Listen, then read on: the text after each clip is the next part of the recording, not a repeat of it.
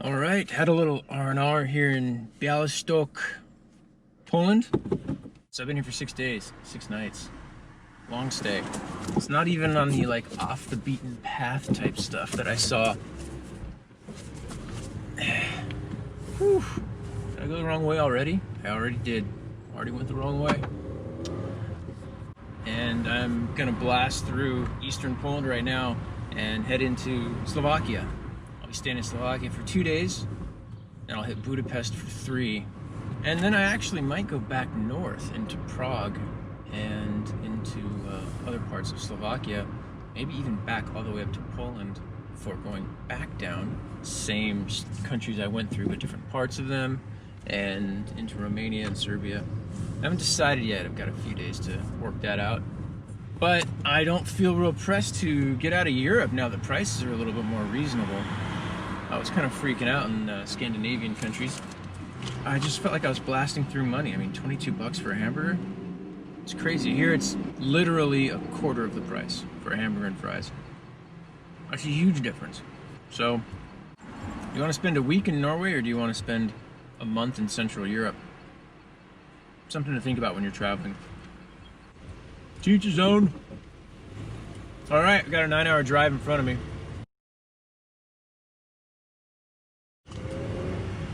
And the car feels different. I haven't really been pounding away at this thing for 6 days, so it's just been sitting there costing me $127 or whatever the new rate is that I'm paying for this thing. But it's all right. Got the tire fixed. Bought some tools, don't know why. Kind of a multi-purpose screwdriver, a adjustable wrench, and like an axe. I don't know why. Just saw one. I'm like, yeah, I need an axe. So I have those things now. No plans. I don't know what to do with them. It feels good to spend 6 days here and hit the reset button. Just kind of puts things back into perspective. I get so hyper-focused that I really can't see outside of what's happening right in front of me. My peripheral goes away and it's just relentless pounding away at something. So, this is good. All right, I'm learning the ways of the Poles today. We're on a 2-lane highway going 100 miles an hour. And I'm just following this guy, seeing how fast he really wants to go. And he wants to go 100 miles an hour. So maybe that's what you do in a 70 zone around here. When I say 70, I mean kilometers. So we're doing 160 kilometers an hour in a 70 kilometer zone. Okay, so he respects the township, I see. So I will too. Well, he kind of respects it. Brings it down to 100 km. It's probably a 40 km zone. Well, let's see how this plays out. See if I can keep up with this guy.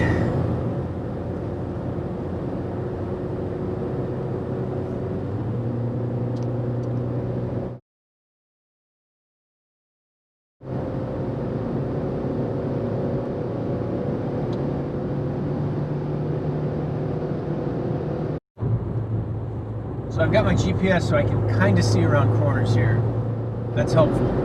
I mean, I don't know what's around that corner, but I know that the corner is not so sharp that I'm going to go off the road or anything.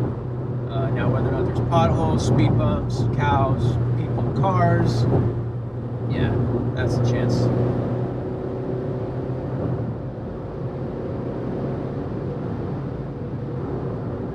So this is a 60 km zone, doing 130.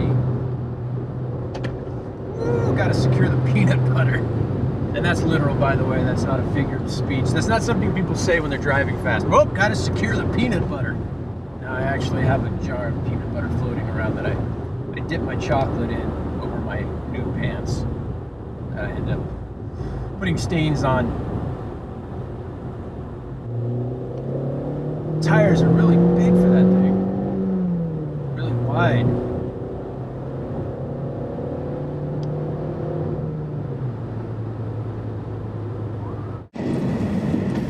I'm driving down the east side. I don't want to say coast because Poland doesn't have any coasts, but driving down the east side of Poland right now.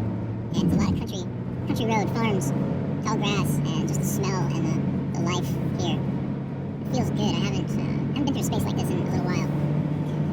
And this is what feeds the world. This is what feeds the country. This is what everybody lives on, is these lifestyles and this land. And there's a lot of good land in Europe. A lot of good land.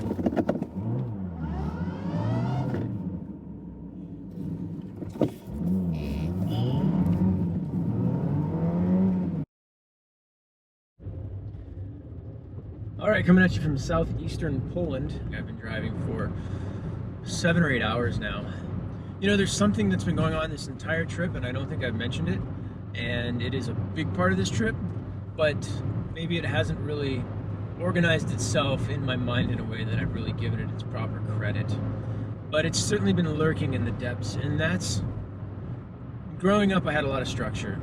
I made plans. I had a path.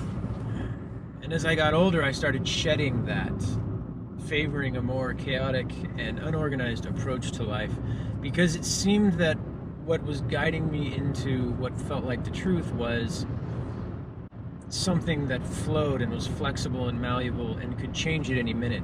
And so I chose to be available. I chose to sit in the realm of potential and of possibility instead of organizing myself in action. Action that removed 100 options and chose one. I chose to remain in the realm of possibility. And then at any moment I could form into whatever was necessary, go wherever was necessary, do whatever was necessary, because I had certain things that were unusual for most people. And one of those things was absolute availability. Go anywhere, do anything at the drop of a hat. And so now as I'm going through this trip, I'm being so conscious of being available to whatever happens to come up.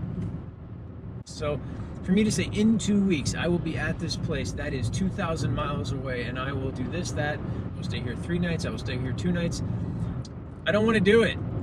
So one of the big challenges for me is to kind of return to structure. This structure with flexibility. It's coming from a world of structure into a world of potential, and then moving back into a higher version of the structure that I came from, a better version. I think I've proven that I can live in the potential, the realm of unknown, of uncertainty. And I think it's time to reintroduce some healthy structure into my life and into this trip. And it would serve me well to do that right now. Because I blow through a lot of energy just staying open to the possibilities. It is like staying open to 100 paths. It's like walking 100 future paths. Whereas when I pick one, I can focus on the one future path. And I think there's a time and a place for both. That is one of the parts of Kung Fu of life, is knowing when to be water, when to be ice, right? When to take form, when to be formless.